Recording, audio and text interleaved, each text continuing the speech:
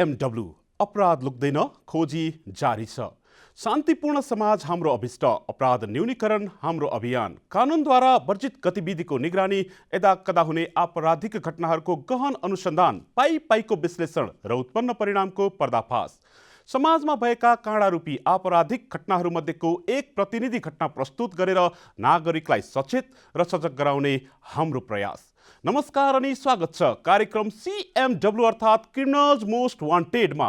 म गोपाल पाठक।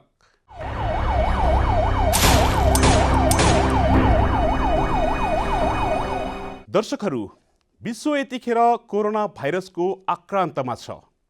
विश्वभरि नै कोरोना भाइरसको त्रास बढिरहँदा यो त्रासबाट नेपाल पनि अछुतो रहन पक्कै सकेको छैन। यो भाइरसको जोखिम न्यूनीकरणका लागि 40 दिन अघिदेखि नेपाल लकडाउनमा रहेको छ। कोरोना भाइरसको संक्रमण जोखिम न्यूनीकरण गर्नका लागि नेपाल प्रहरी अग्रस्थानमा खटिआएको छ। नेपाल प्रहरीको भूमिका के कस्तो छ, कसरी अगाडि बढिरहेको छ र अहिलेसम्मको अनुभव के कस्तो रह्यो भन्ने विषयमा नै आजको यो कार्यक्रम केन्द्रित रहनेछ। आजको यस कार्यक्रममा हामीसँग हुनुहुन्छ नेपाल प्रहरीका केन्द्रीय प्रवक्ता DIG निरज बहादुर साई। DIG साहब, स्वागत छ तपाईँलाई। धन्यवाद, तपाईँलाई पनि धन्यवाद मौका दिनुभएकोमा। अहिलेसम्मको यो 40 दिनसम्म आइपुग्दाखेरिको अनुभव कस्तो रह्यो? अहिले हामी यो संसारभरिले नयाँ प्रकारको यो जुन संक्रमण रोग हामीले फेस गर्दैछौँ, त्यसमा पनि त्यही अनुसार नेपाल सरकारले पनि लकडाउन गरेर नागरिकहरूलाई आफ्नो घरमा सकेसम्म यो मुभमेन्ट कन्ट्रोल गर्नु भनेर आह्वान गरेका छ। संसार नागरिकबाट धेरै सहयोग पनि पाछौँ र त्यसको चाहिँ हामी नेपाल प्रहरीलाई धन्यवाद दिन चाहन्छौँ। त्यसमा अब अहिले मुख्य हाम्रो च्यालेन्ज भनेको नै यो जुन चाहिँ अनावश्यक रूपमा मान्छेहरू बाटोमा हिँडेर एकात्म सङ्क्रमित हुन सक्ने अवस्था नआओस् भन्ने नै हाम्रो चाहिँ सबभन्दा मुख्य चुनौती रहेको छ। यो अवस्थामा एकातिर आफू पनि सङ्क्रमणबाट बच्नुपर्ने र अरूलाई पनि त्यो सङ्क्रमणबाट बचाउनको लागि अग्रस्थानमा आउनुपर्ने र हामीसँग पर्याप्त मात्रामा सुरक्षा सामग्री पनि नभइरहेको अवस्था, कसरी कार्य सम्पादन गरिरहनु भएको छ? यो अब सुरुमा तपाईँले भने जस्तै यो पहिले अचानक आएको खालको रोग हो यो, र छिट्टो पनि सङ्क्रमण बढ्यो। तर अब जुन WHO र नेपाल सरकारको जुन स्वास्थ्य मन्त्रालयबाट बेला बेलामा भएको विज्ञप्ति र हामीलाई दिएको जानकारी र ओरिएन्टेसन अनुसार हामीले हरेक कार्यालयमा जुन सुरक्षाको उपाय अपनाउनु पर्ने, जुन चाहिँ अब सोसल डिस्टेन्सिङको कुराहरू भए, हात धुने कुराहरू भए, त्यसपछि अब त्यहाँ डिसइन्फेक्ट गर्ने कुराहरू लगायतका जुन चाहिँ कर्मचारी खर्च अब क्रमश रूपमा त्यसमा उहाँहरूलाई पर्सनल प्रोटेक्सन इक्विपमेन्ट जस्तो मुखमा लाउने मास्क पन्जाहरू वितरण गर्दै र हस्पिटलमा हाम्रो जुन चाहिँ फर्स्ट लाइनमा बसेको डक्टरहरूलाई PPE समेत व्यवस्था गरेर यो पर्सनल इक्विपमेन्टको कुराहरू र सँगै यो जुन हाम्रो चाहिँ कर्मस्थलमा जुन चाहिँ अब फिल्डमा खट्ने अधिकृतका कमान्डरहरूलाई पनि यो हामीले प्रशिक्षणहरू दिएर र उहाँ तलको मान्छेलाई पनि सचेत गराउनलाई गर्दा यो प्रोटेक्सनको चाहिँ बढी उपायहरू अपनाउँछ। नेपाल प्रहरी आफैमा पनि एउटा मासमा बस्ने प्रवृत्ति, अब यो बेलामा धेरै सरुवाहरू पनि भएका छन्। अहिले भइरहेको सरुवामा जुन ठाउँमा सरुवा भएर जाने जवानहरू अथवा सकल दर्जाका कर्मचारीहरू हुनुहुन्छ, उहाँहरूलाई चाहिँ यो सङ्क्रमणबाट न्यूनीकरण गर्न, जोखिम न्यूनीकरण गर्न के कस्ता उपायहरू अवलम्बन गरिएको छ? जुन अब हाम्रो ठुलो महासम्पन्न ब्यारेकहरूमा हामीले केही चाहिँ क्वारेन्टाइनको सुविधा पनि राखेका छौँ र हेडक्वार्टर जस्तो जुन ठुलो हाम्रो गढ भन्छ, जहाँ ठुलो सङ्ख्यामा जनशक्ति बस्छ, केही कसैलाई त्यस्तो खालको लक्षण देख्यो भने तत्कालै उसलाई चाहिँ क्वारेन्टाइन राख्न सक्ने सुविधा पनि राखेका छौँ। जो सञ्चार अब अहिले हाम्रो 49 जना कर्मचारीहरू जो सरुवा भएर आए तापनि, बिरामा फर्केर आए तापनि त्यो उहाँहरूलाई 14 दिन चाहिँ क्वारेन्टाइन राखेर अनि त्यसपछि काममा लाउने कामहरू गरेका छौँ। जुन 14 दिन पनि भनेको चाहिँ जुन हाम्रो स्ट्यान्डर्ड फर्मेट छ। त्यसबाहेक अहिले मैले पुनः फेरि दोहोऱ्याएँ, जुन ब्यारेकमा बस्दाखेरि हात धुनलाई चाहिने सुविधाहरू र अन्य अब सकेसम्म यो त्यस्तो सङ्क्रमण नफैलोस् भनेर जुन मास्कको प्रयोगहरू चाहिँ बढी गरेर त्यसलाई यसै क्वारेन्टाइनको सुविधा गरेको र केही गरी कसैलाई रोग लागिहाल्यो भने हाम्रो हस्पिटलमा पनि त्यो अनुसारको उपचारको लागि सुविधा र हामीले आइसोलेसनमा राख्नलाई ICU र यसमा आइसोलेसन रुमहरू पनि बनाएर राखेका छौँ। झन्डै 73,000को फौज रहेको नेपाल प्रहरीमा अहिले उपलब्ध भएका स्वास्थ्य सामग्रीहरू सुरक्षा संयन्त्रका लागि पर्याप्त छन् त? पूर्ण रूपमा त छैन, त्यो त तपाईँ हामीले एकदम पूर्ण विकसित र अब एडभान्स कन्ट्रीहरूमा पनि देखाएको छौँ। त्यसमा त्यो हिसाबले गर्दाखेरि अब कम्तीमा हाम्रो सायद त्यो हामीले अपनाएको विभिन्न सबै क्षेत्रले अपनाएको जुन हाम्रो प्रोटेक्टिभ मेजर्सहरू छ, त्यसले गर्दाखेरि नेपालमा सङ्क्रमित देखिए तापनि त्यस्तो भयावह स्थितिमा छैन। अब हाम्रो पनि त्यस्तै छ, सकेसम्म यो भएको सुविधाले हामीले मास्कहरू बाँडेका छौँ र प्रोटेक्सनको इक्विपमेन्टहरू जुन फ्रन्ट लाइनमा चाहिने चिज हस्पिटलमा डक्टर साहबदेखि लिएर फ्रन्ट लाइन चाहिँ कम्तीमा मास्कको प्रयोग गर्ने कसरी, कति बेला कसरी डिस्टेन्स राख्ने, मान्छेहरूलाई सोधपुछ गर्दाखेरि रोक्दाखेरि पनि अपनाउनु पर्ने सुविधाहरू, त्यो सुरक्षाको उपायहरू के भनेर ओरिएन्टेसनहरू दिएर सुरक्षाको आवश्यक अनुसारको प्रोटेक्सनहरू लगाएको छ। अहिले यतिखेर लकडाउनको अवस्थामा मुलुक भइरहँदाखेरि विभिन्न आपराधिक गतिविधिहरू पनि भइरहेका छन्, जस्तो चोरीका घटनाहरू भइरहेका छन्, हत्याका घटनाहरू भइरहेका छन्। यसलाई चाहिँ कसरी हेरिरहनु भएको छ र कसरी सम्पादन गरिरहनु भएको छ? अब यो महामारीको भए तापनि हाम्रो ठुलो सङ्ख्यामा चाहिँ अब महामारीमा जुन हाम्रो स्थानीय सरकार, त्यसपछि यो स्थानीय पालिकाहरूसँग पनि बसेर हाम्रो काम गरिरहेछौँ। त्यो सँगसँगै हामी गस्ती पनि गरिरहेछौँ र टोल टोलमा हाम्रो पहुँच पनि त्यो गस्तीहरू बढाउने पनि भएका छन्। र अब ओभरअल हेर्दाखेरि पहिलाको तुलनामा अहिले यो लकडाउनले गर्दाखेरि अपराधहरू कम भएको छ। त्यही पनि कुनै घरेलु हिंसाहरू बढेको छ, केही चाहिँ आत्महत्याको घटनाहरू पनि घटिरहेको छ र केही चोरीको पनि घटनाहरू भएको छ। र त्यसलाई एनालाइसिस गरेर कसरी कस्तो खालको घटना घट्दो रहेछ, कुन टाइममा घट्दो रहेछ, कस्तो अवस्थामा घट्दछ भनेर त्यहाँको स्थानीय हाम्रो प्रहरी जिल्ला प्रहरी कार्यालयहरू र अन्य निकायहरूले पनि आफ्नो एनालाइसिस गरेर त्यो आफ्नो सुरक्षाको अप्नाइरहेको छ। र सँगसँगै यो हाम्रो माइकिङहरूको काम पनि हुँदैछ।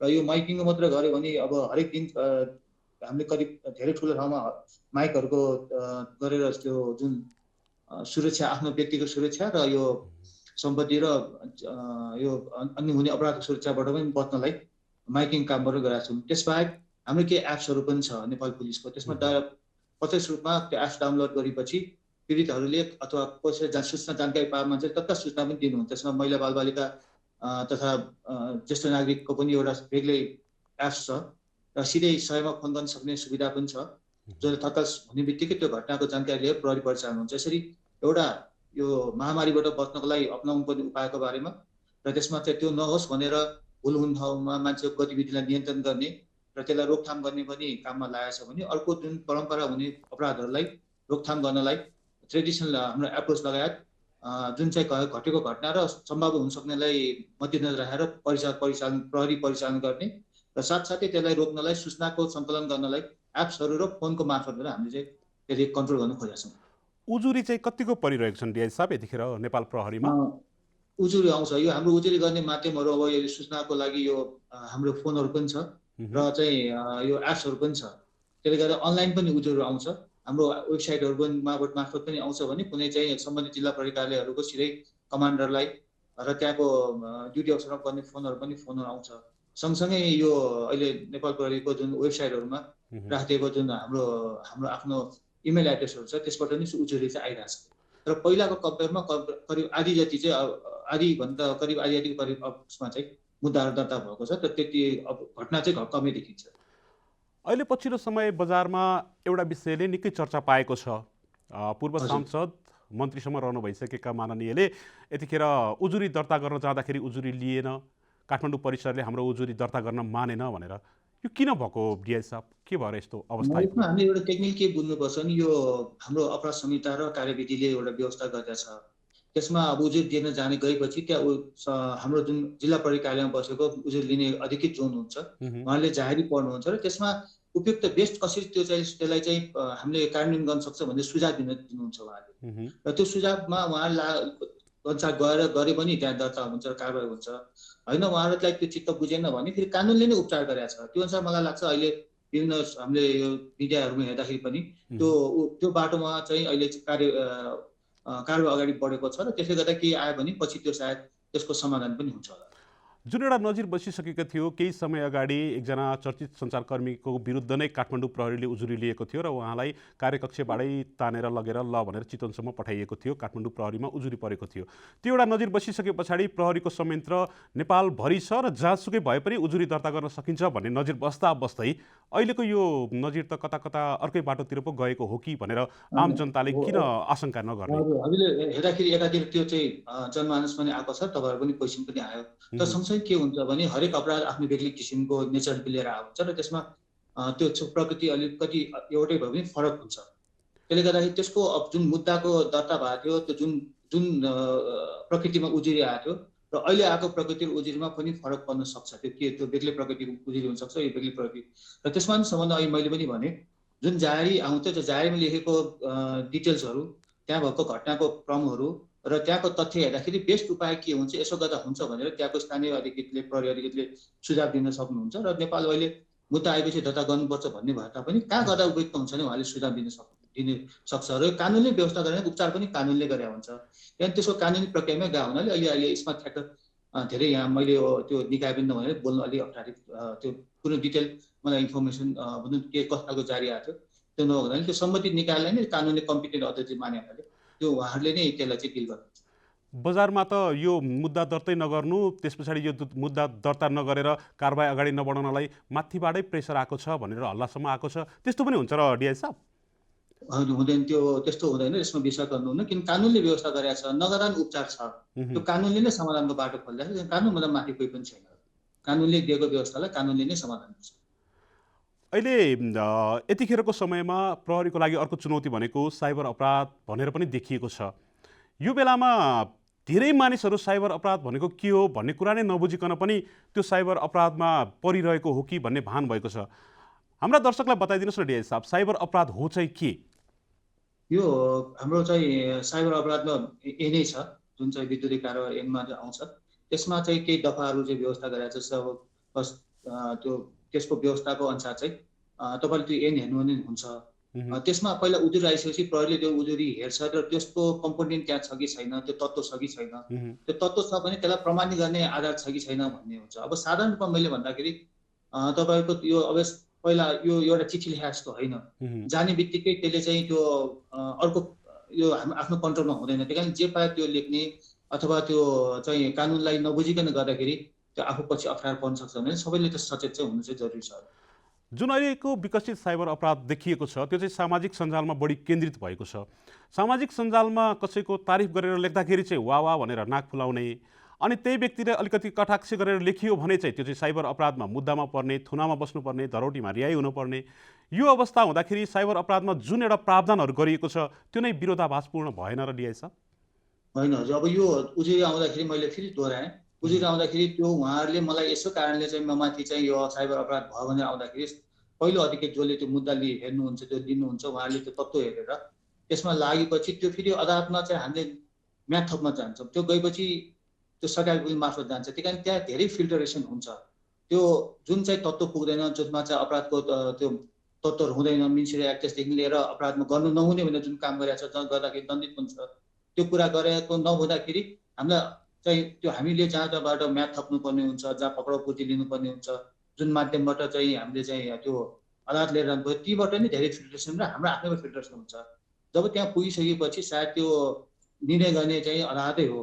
हामीले त्यो लगिदिने प्रहरीको काम भनेको त्यसमा भएको अनुसन्धान गरेर भएको फ्याक्ट लगिदिने हो। त्यसलाई चाहिँ प्रमाण जुटाएर यो अपराधमा भएको छ भने लगिदिने हो, त्यसपछि हेर्ने भने अदालत हो। जुन अरू तपाईँले भन्नुभयो विभिन्न मुद्दाहरू आउँछ, कति कुराहरू अब अहिले तपाईँले दिएको 2-3टा उदाहरणमा चाहे त्यो चाहिँ अलिकति पपुलर व्यक्तिहरूको भएको हुनाले भयो, नत्र त यो साइबर मुद्दामा यही वर्ष मात्रै झन्डै 200वटा मुद्दा दर्ता भएको छ। त्यो 200 मुद्दामा कतिवटा तपाईँको लाग्दैन फिर्ता पनि गरे होला। अनि त्यो अरू कुरा बाहिर नआउने, यो मात्र आउँदाखेरि चाहिँ बढी सेन्सिटिभ हुनसक्छ भन्ने लाग्छ मलाई।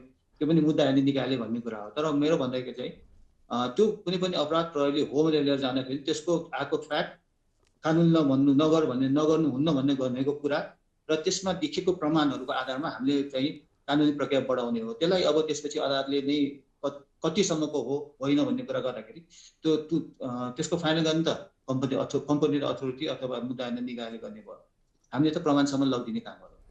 त्यही त सामान्य जनताले नबुझेको, जसले सामाजिक सञ्जाल चलाइरहनु भएको छ उहाँले आफ्नो अभिव्यक्ति स्वतन्त्रताका लागि उहाँहरूले आफ्नो भनाइ त्यही पोस्ट गर्ने हो। हामीले बुझेको नर्मल्ली इन्टरनेसनल प्र्याक्टिस भएको साइबर अपराध भनेको चाहिँ देशको विभिन्न डाटाहरू लिकेज गर्ने, कसैका प्रपर्टीहरू छन् भने त्यसलाई डिस्ट्रोय गर्ने काम, त्यसलाई विनाश गर्ने काम जसले गरिरहेछ, अनि राष्ट्रको लागि क्षति पुर्याउने जसले काम गरिरहेछ साइबरको माध्यमबाट, त्यो कामलाई चाहिँ साइबर अपराध भनिन्छ भनेर इन्टरनेसनल प्र्याक्टिस। अब यही विषयमा केही समय अगाडि एउटा अनलाइन पोस्टमा समाचार प्रसारित भइसके पछाडि त्यो अनलाइन पोस्टभित्र छिरेर एउटा सर्भर युज गर्ने मान्छेले चाहिँ त्यहाँभित्र छिरेर उसको समाचार नै डिलिट गरिदिन सक्ने सम्मकोलाई चाहिँ कारबाही नहुने, अनि सामान्य रूपमा कसैले कसैप्रति लक्षित गरेर केही कटाक्ष गरेको भरमा चाहिँ उसलाई चाहिँ लगेर थुन्नै पर्ने, त्यस पछाडि जरिवाना गर्नै पर्ने भनेपछि कानुन कता कता बाजिएको जस्तो, अथवा थानालाई चाहिँ कानुन, ठुलालाई चाहिँ चयन भने जस्तो त्यस्तो प्रकारको देखियो नि। हजुरलाई म के अनुरोध गर्न चाहन्छु नि, अहिले तपाईँले भनेको हरेक देशको आफ्नो आफ्नो एउटा कानुनको व्याख्या गरेर हुन्छ। तपाईँले भनेको चाहिँ पनि जनरल तपाईँको साइबर क्राइममा छ, त्यो पनि हामीले पनि त्यसरी जुन चाहिँ तपाईँले भनेको जस्तो ह्याक गर्ने त्यसलाई पनि गरेका छौँ। त्यसबाहेक हाम्रो आफ्नो डोमेस्टिक कानुनले जुन व्याख्या गरेका छ त्यसको अनुसार पनि हरेक देशको आफ्नो व्याख्या हुन्छ, त्यो अनुसार छ। अब यदि कसैको भएको छैन भने म तपाईँकै मिडियाबाट के अनुरोध गर्न चाहन्छु नि, त्योभन्दा माथि निकाय छ, तिनै व्यवस्था गरेछ। कसैले जाहेर लिन मानेन भने यो गर्नु भनेर त कानुनले व्यवस्था गरिरहेछ। त्यसरी जाँदाखेरि झन् उपयुक्त हुन्छ कि नलिएर दिएन भनेर बरु चुप्लाएर बस्नुभन्दा कानुनको अधिकतम प्रयोग गर्दाखेरि बेटर हुन्छ।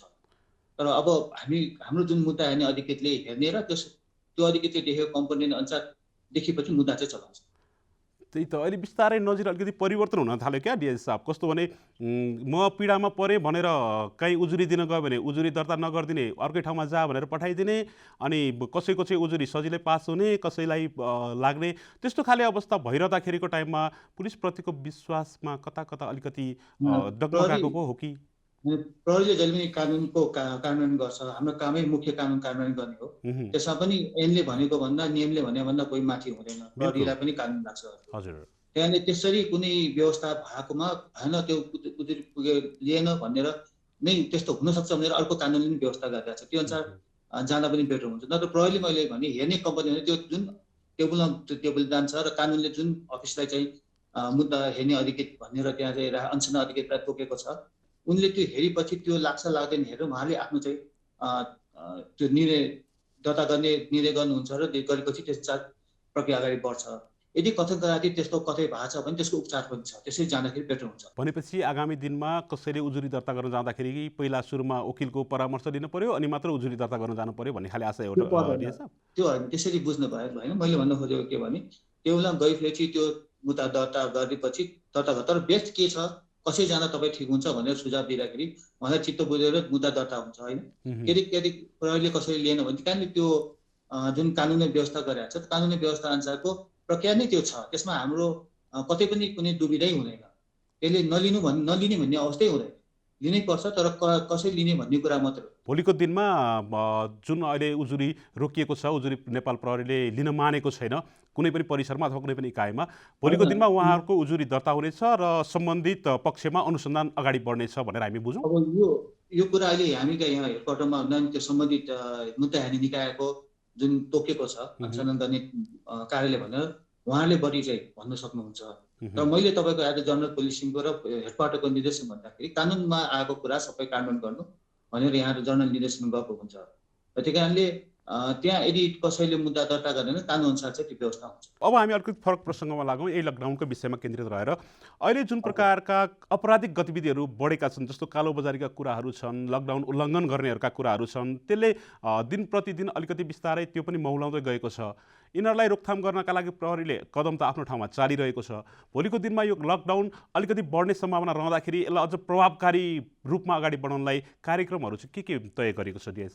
क्वार्टर लगायत हेडक्वार्टर र जनरल हेर्छ। सबभन्दा पहिला त सम्बन्धित इलाका प्रहरी कार्यालय, जिल्ला प्रहरी कार्यालय, त्यसपछि त्यो माथि रहेका प्रदेश प्रहरी कार्यालयले आफ्नो इलाकामा हुन सक्ने अपराधहरूको र अहिले भएको अपराधको तथ्याङ्क हेरेर उनीहरूले चाहिँ एउटा आफ्नो एउटा योजना बनाएको हुन्छ। त्यो योजना अनुसार जुन अहिले मैले भने ट्रेडिसनल एप्रोच एउटा हुन्छ भने अर्को चाहिँ फोकस कुन चाहिँ अपराध कसरी हुनसक्छ भनेर त्यो विशेष आफ्नो चाहिँ साधन स्रोत र सुविधाहरू त्यसमा लगाएको हुन्छ। अब अहिले नेपाल प्रहरीले पनि जुन देखेको छ अहिले ओभरअल अहिले हेर्दाखेरि लकडाउनले गर्दा अपराध अलि आदि देखे तापनि यो लकडाउनको अवस्था हुन सक्ने भनेको अब अरू कुरा भनौँ न घरेलु हिंसाको कुराहरू अलिक बढ्न सक्छ भन्ने अनुमान गर्यो भने त्यसलाई एप्रोच कसरी गर्ने, पीडितलाई तत्काल राहत कसरी दिने, उहाँसँगको चाहिँ आउन नसक्ने समुदायमा पनि कसरी पुग्ने भनेर त्यो पनि योजना गरेर जान्छ। र अर्को चाहिँ अब यो जुन व्यक्तिहरू घर छोडेर गए हुन सक्छन्, चोरीहरू हुनसक्छ भने त्यसमा टोल इलाका टोलहरूले चाहिँ आफ्नो तथ्याङ्क राख्ने र कोही छोडेर गएको छ भने बरु बाहिर गएको छ भने पनि प्रहरीलाई मेरो यहाँ बस्ने अहिले मेरो घरमा कोही पनि छैन त्यहाँदेखि तपाईँले हेरिदिनुहोस् भनेर एउटा त आफ्नो प्रहरीलाई लोकललाई भन्ने। अर्को फेरि के भने प्रहरी यो अपराध नियन्त्रण भनेको समुदायको पनि त्यत्तिकै ठुलो भूमिका हुन्छ र त्यहाँ बस्ने वरिपरिको छिमेकीहरूले पनि कसैले हामीले अलिकति कुनै सङ्कटसाथ गतिविधि देख्यो भने तत्कालै प्रहरीलाई खबर गर्दाखेरि हामीलाई चाहिँ ठुलो चाहिँ सहयोग हुन्थ्यो। त्यहाँदेखि यो पुलिस पब्लिक पार्टनरसिपमा जाँदाखेरि चाहिँ बेटर हुन्छ। हामीले गर्ने ट्रेडिसनल पुलिस र हाम्रो चाहिँ जुन पुलिसिङको स्टाइल एप्रोच छ त्यो हामी जाने भयो। त्यो सँगसँगै यसमा हामीले पब्लिकलाई पनि जोड्छौँ। जोडेपछि कम्युनिटी बेस्ड पुलिसिङमा अहिले बाहिर ननिस्कन कम्तीमा घरको वरिपरि देखेको कुरा तत्काल सहीमा फोन गरिदियो त्यसले पनि हामीलाई तत्काल सूचना दिने र घट्न सक्ने अपराधलाई रोक्न सक्ने सहयोग हुन्छ। त्यसैले यो दुईटै एप्रोचमा हामी जान्छौँ। यो हामीसँग अहिले केन्द्रसँग र यो जुन प्रदेशसँग भएका प्रहरीहरू बिचको समन्वयनको अभावले गर्दाखेरि विराटनगरबाट काठमाडौँसम्म आइसकेका यात्रुहरू पनि अलिकति निराश भएर बस्नु पर्यो, नाकामा अड्किनु पर्यो। विराटनगरदेखि यहाँसम्म चाहिँ आउन पाउने अनि काठमाडौँ छिर्न नपाउने भएपछि यात्रुहरू पीडामा पनि भए। यो समन्वयनको अभाव थियो कि के थियो? उहाँदेखिको पुलिसहरूले किन रोकेन, यहाँ ल्याएर किन रोके? अब त्यसमा अब अहिले जुन हामी छ लकडाउनले गर्दाखेरि त्यसलाई उहाँहरूको जुन सबभन्दा पहिलो प्रिन्सिपलले भनेको चाहिँ एकासँग कन्ट्यामिनेट नहुने र अहिले हाम्रो जस्तो देशमा जुन चाहिँ लिमिटेड यो मेडिकल फेसिलिटिजहरू छ हामीसँग नभए होइन, तर एकदम बढ्यो भने रोक्न गाह्रो छ। त्यही कारणले अहिले देख्दाखेरि एकदम हास देखिन्छ, डिसिजन नराम्रो देखिन्छ, मान्छेलाई दुःख गरेर देखिन्छ। तर के भने अब एउटा जुन समुदायमा अहिलेसम्म देखाएको छैन त्यसमा हामीले स्प्रेड रोक्न सक्यौँ भने अर्को जहाँ चाहिँ अहिले समस्या छ त्यहाँ हाम्रो रिसोर्स जान सक्छ। त्यो हिसाबले गर्दाखेरि अहिले नेपाल सरकारको निर्णयअनुसार प्रहरीले पनि यसलाई अलिकति देख्दाखेरि आफ्नै नागरिकमाथि त्यस्तै त्यहाँसम्म आइसकेको मान्छे फेरि फिर्ता पठाइदियो भन्ने देखेला। तर मलाई लाग्छ सबै हामीले बुझेका छौँ यो अवस्थामा हामीले चाहँदै पनि हाम्रो मन हुँदाहुँदै पनि त्यही रोकिदिएको भए हुन्थ्यो नि भन्न खोजेको। त्यही रोकिदिएको भए हुन्थ्यो नि, जहाँको बाट गाडीहरू मुभ हुँदै थिए, जहाँबाट मानिसहरू आउँदै थिए, सवारीहरू त्यहाँबाट परिचालित हुँदै थियो। विराटनगरदेखि यहाँसम्म त लामो यात्रा छ, विभिन्न ठाउँमा चेक जाँचहरू छ, तर त्यही रोकिदिएको। तपाईँले अलिकति विचार गर्नुभयो भने त्यो बिचमा अलिकति चाहिँ अब पालिकाले पनि समन्वय गर्ने कि भन्ने कुराहरू पनि थियो, त्यसले गर्दा कन्फ्युजन हुनसक्छ। र पछि एकचोटि गृह मन्त्रालयले अब पालिकाको सँग पनि भए पनि एकदम यसलाई अर्कै एप्रोच लियो, त्यसले गर्दाखेरि त्यो चाहिँ यहाँ पनि फिर्ता गर्नु पर्यो। तर बिचमा चाहिँ पालिकाले एक ठाउँमा कतिसम्म त्यहाँ राख्ने, टीमबाट खुवाउने भन्ने कुराहरू पनि हुनसक्छ। त्यो कहिलेकाहीँ के हुन्छ भने यस्तो चिजहरूले चाहिँ कन्फ्युजन ल्याएको हुन्छ। तर इक्जाम्पल लिनु भने यत्रो नेपालमा गतिविधि हुँदाखेरि एउटा ठाउँको हुँदाखेरि यो चाहिँ धेरै समन्वय भएर कन्ट्रोलै भएको लाग्छ मलाई। एउटा दुईवटा उदाहरण चाहिँ देखियो, त्यसलाई हामी सुधार्नुपर्छ डेफिनेटली। त्यस्तो हुँदै नदिएर तपाईँले भने जस्तो उपाय लाउँदाखेरि अझै बेटर हुन्थ्यो। तर अरू ठाउँमा गरे पनि हुन्छ, त्यसले गर्दाखेरि त्यस्तो अरू ठाउँमा चाहिँ त्यो समस्या नआएको हुनाले यसमा चाहिँ फेरि थप समन्वय पनि भइरहेको छ। अब अरू भन्नै पर्ने कुराहरू सूचना प्लस त्यस पछाडि कसैलाई सचेत गराउनु पर्नेहरू कुराहरू केही छ कि डिआई साहब? हजुर, यो सबभन्दा पहिला त हजुर म प्रोग्राममा हामीलाई बोल्न दिनुभएको र अहिले नेपाल प्रहरी के अरे आफ्नो भनाइ राखिदिनु भएको धन्यवाद दिन चाहन्छु। मुख्य कुरा अहिले हामी सबै परिवार हरेक व्यक्तिवर्गले चाहिँ आफ्नो चाहिँ जिम्मेवारी महसुस गरेर गर्नु आफ्नो यो जुन अहिले कोरोना भाइरसबाट संयुक्त रूपमा हामीले चाहिँ लड्नु परेको छ। यसले गर्दाखेरि हरेक नागरिक चाहिँ अहिलेको यो सेना हो र हामी एउटा लडाइँ लड्दैछौँ। त्यसको लागि जुन प्रहरी पनि बिहानदेखि बेलुकासम्म यो तपाईँहरूको नै सुरक्षाको लागि हाम्रो समाजको सुरक्षालाई खटेको छ। त्यसमा चाहिँ सकेसम्म हाम्रो प्रहरीलाई सहयोग गरिदिनु होला। र कताकति केही त्यस्तो प्रहरीबाट भूमिका भयो भने कहिले हामीले बिहानदेखि खटेको कारणले गर्दाखेरि अथवा अधिक कति गर्दा त्यसलाई त्यस्तोलाई पनि तपाईँको जुन हाम्रो 2-3टा पहिला घटना घट्यो भनेर आएको त्यसलाई पनि हामीले सुधार्ने प्रयास गरेका छौँ। त्यही कारणले पुलिसले तपाईँहरूको सेवा गर्नलाई तत्पर छ। हामी सक्दो गर्छौँ, हाम्रो परिवारलाई छोडेर पनि हामीले लगाइरहेछौँ। त्यहाँदेखि यसलाई पनि आफ्नै परिवार ठानेर सहयोग गरिदिनु होला र सुझावहरू दिनु होला। धन्यवाद, त्यही भन्न चाहन्छु। हजुरलाई धेरै धेरै बधाई छ र आगामी कार्यकालको शुभकामना पनि। हस्, धन्यवाद, पुनः धन्यवाद तपाईँलाई। नमस्कार। नेपाल प्रहरीका केन्द्रीय प्रवक्ता डिआइजी निरज बहादुर साई यतिखेर हामीसँग हुनुहुन्थ्यो र देश लकडाउनमा भएको 40 दिनसम्म पुग्दाखेरि विश्वव्यापी रूपमा झन्डै 34 लाखभन्दा बढी मानिस कोरोना भाइरसकै कारण सङ्क्रमित भइसकेका छन्। 2,39,000 भन्दा बढी मानिस यसकै कारणले मृत्यु भइसकेको छ। यो लकडाउनलाई पूर्ण पालना गर्नु तपाईँ हाम्रै कर्तव्य हो, यो हाम्रै जीवनको लागि हो, हाम्रै जीवधनको सुरक्षाको लागि हो। यदि यो भाइरस सङ्क्रमण बढ्यो भने यसले विस्फोटक रूप लिनेछ र त्यसलाई कन्ट्रोल गर्न साह्रै नै मुस्किल पर्नेछ। अपराध ठुलो होस् या सानो, त्यसले मानवतालाई डसेकै हुन्छ। तपाईँ हाम्रो सहकार्यले मात्रै अपराध मुक्त समाज सम्भव छ। तपाईँको पाइला त्यसैतर्फ अघि सरुन्। हवस् त, कार्यक्रम CMW अर्थात् क्रिमिनल्स मोस्ट वान्टेड आजलाई यति नै। अर्को साता नयाँ विषयवस्तुका साथ उपस्थित हुने नै छौँ। CMW टिमलाई बिदा दिनुहोस्। नमस्कार।